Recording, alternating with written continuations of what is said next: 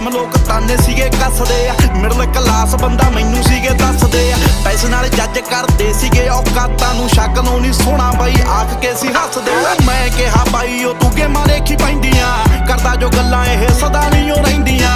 ਜੁੱਤ ਚਾਹੀਦੀ ਜੰਗ ਜ਼ਿੰਦਗੀ ਦੀ ਜਿੱਤਣੇ ਨੂੰ, ਪੱਲਿਆ ਮਕਾਮ ਇੱਥੇ ਸ਼ਕਲਾਂ ਨਹੀਂ ਲੈਂਦੀਆਂ।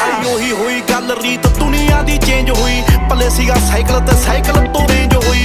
ਮਾਰਦੀ ਐ ਗੱਲਾਂ ਸਾਲੀ ਦੁਨੀਆ ਤਾਂ ਵੇਲੀ ਐ, ਹੁਣ ਦੇਖ ਜੀਟੀ ਰੋਡ ਉੱਤੇ ਕਿੱਲੇ 'ਚ ਹਵੇਲੀ। ਦੇਖ ਮਾੜਾ ਟਾਈਮ ਤੇਰਾ ਦਿਲ ਕਾਹ ਤੋਂ ਕੱਟਦਾ, ਟਾਈਮ ਨਹੀਂ ਉਹ ਦੌਰ ਆਇਆ ਮੂਸੇ ਵਾਲੇ ਜੱਟ ਦਾ। ਜਦੋਂ ਆਈ ਵਾਰੀ